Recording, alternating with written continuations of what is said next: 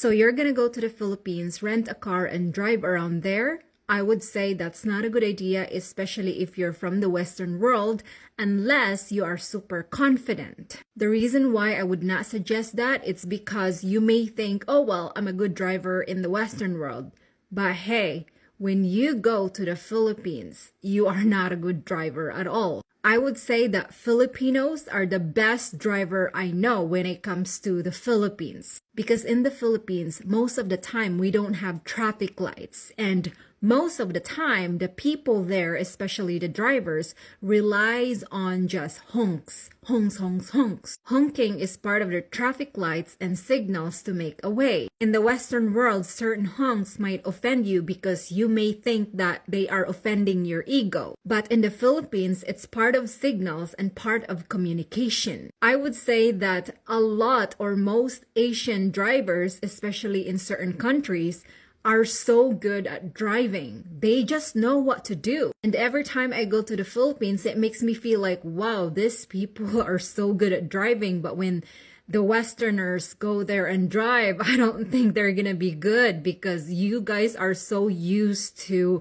traffic lights and signals. The only way I trusted myself driving was when I rented a scooter in Bantayan Island, because when I was in Bantayan Island, there's not much vehicles in there, so I feel confident driving around. But other parts of the city, especially the big city, I would not recommend, or I would not rent a car. But at the end of the day, rent at your own risk. I can't believe you said they are the best drivers. Nobody follows any traffic laws. Well, that's exactly what I mean. They don't need to follow any traffic laws in order to drive. And that's what makes them the best driver. And they know how to manipulate the frequency, energy, and sound through their mind. But if you go to the Western world, they use traffic lights because that's the only way to make you follow the law. And yes, it's true, Philippines is very chaotic when it comes to traffic. Not just Philippines, Vietnam, Thailand, and many other Asian countries too. That's exactly what I'm saying. People in those countries knows exactly how to go through the maze of life. And that's what makes them unique, because in life, they know how to survive. And when foreign people, they go to those countries and they're so shocked how the traffic light is,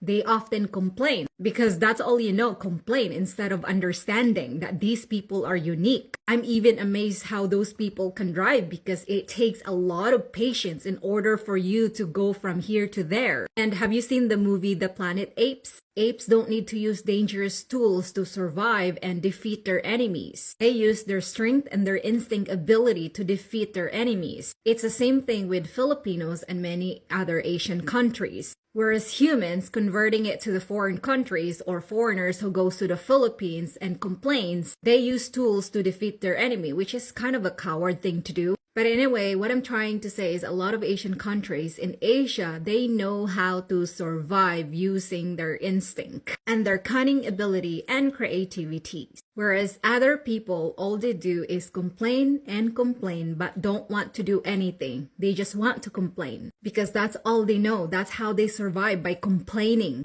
Why are so many accidents happen here in the Philippines? Might be always foreigners involved. Well, to be honest with you, I rarely see any foreigners driving in the Philippines, and that's the truth. I mostly just see foreigners experiencing riding the transportation in the Philippines, especially the publics. But let me tell you something, and this is based on my experience and observation being in the Philippines as a Filipina. The drivers who always end up killing someone on the streets or the roads are the drivers who are rich people. Yes, rich people. A lot of drivers who owns luxury cars in the Philippines and who are rich often do not care about the rules on the street or the road, because they think they own the world because of their money, and they know that their money can manipulate anybody in the Philippines. When a lot of these drivers in the Philippines who are rich and end up killing someone, and most of the time they will never stop, even though they know they just hit someone. You know why they don't stop and they don't care? Because they can get away with it because of their money. A lot of rich people in the Philippines think that they own the Philippines and control the Philippines. The power of money, huh? And the reason why, or most of the time they get away with it, is because, again, money. And they know how to manipulate the system, and they know how to bribe the system.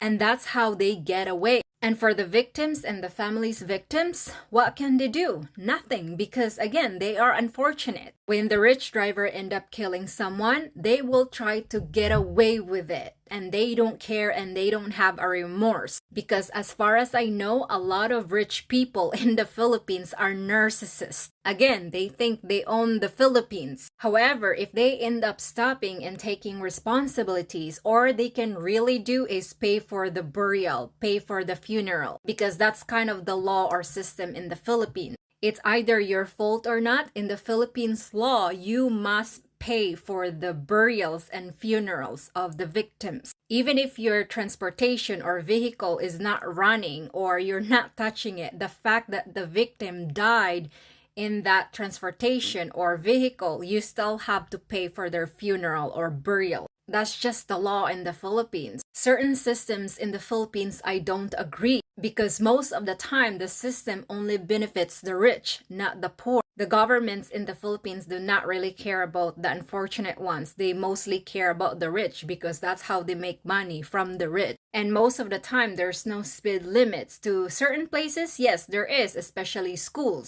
But unfortunately, most of the time, a lot of drivers do not follow the speed limit because they don't care. It's not like in the Western world, a lot of cops would hide in the corner, and when someone is speeding, then they get ticketed. And on top of that, they get credited. So what can you do in the Philippines? What can we do about it? I saw some accidents, but mostly were bus drivers crashing with motorbikes. Actually, you are right about that, and that has been the issue in the Philippines for the longest time. And I believe it's still happening now, but apparently it's not so much. And the reason why there's a lot of crash involving motorcycles and buses, as far as I know, the bus company would tell the drivers of the buses that they must meet a certain amount of money during the day when they're driving. They call that quota. And I believe that if they don't meet the quota, then they're not gonna make enough money. And hence why a lot of bus drivers in the Philippines would end up speeding. And when they're speeding, they would end up killing someone or end up into an accident. So basically, a lot of bus drivers are competing to other bus drivers.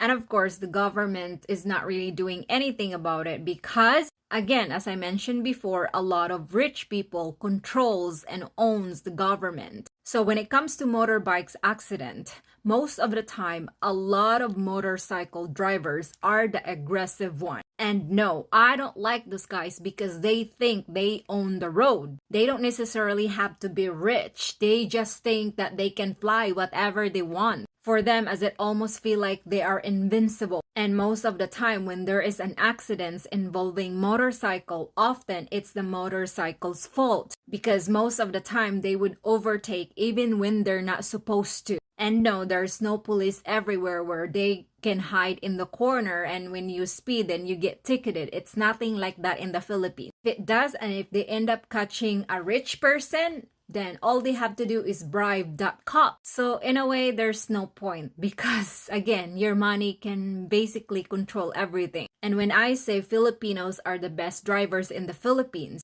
I don't mean that every Filipinos are best drivers. I only focus on the good things on the Philippines that we can at least appreciate rather than focusing on the negative things, but we don't want to do something about it. That's all. My uncle in the Philippines would hire a driver to take us places. Is that normal? Oh yes, absolutely. That's completely normal. As long as you can afford to hire someone, then I would say why not? But for me, I don't do that because I don't have that kind of budget. Most of the time when I go to the Philippines, often I would rent a jeepney to pick me up at the airport. Then I would spend around 3,000 peso. That's less than $100. And on top of that, I get to see my family greeting and meeting me at the airport. But after that, I don't rent anymore because it's a lot of money. I would rather take public transportation because it's way cheaper. And yes, I understand that a lot of foreigners are disagreeing with me when I say that drivers in the Philippines are amazing because they're such a good driver. And obviously, I'm not talking that most of the drivers in the Philippines are amazing or great drivers. There's a lot of crazy and insane drivers in the Philippines, and most of the time they're very aggressive. But I'm not talking about those kind of drivers because every time I'm riding a public transportation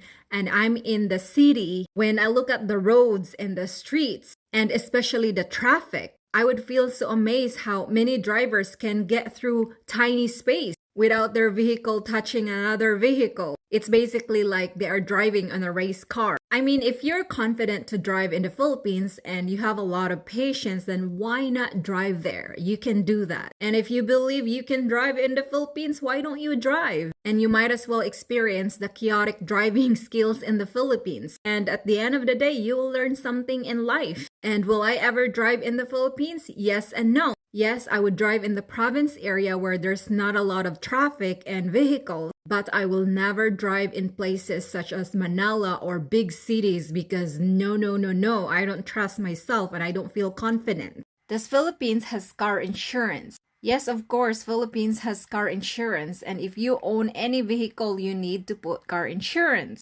because of course that's the right thing to do. However, if you will get caught without an insurance, then I believe they're going to impound or tow your car or vehicle at your own expense. But I'm not sure if they will take credits from your driving because again, it's Philippines. And if you're riding a motorcycle and you have no helmet, then you will get ticketed. And I believe certain drivers would often bribe the police.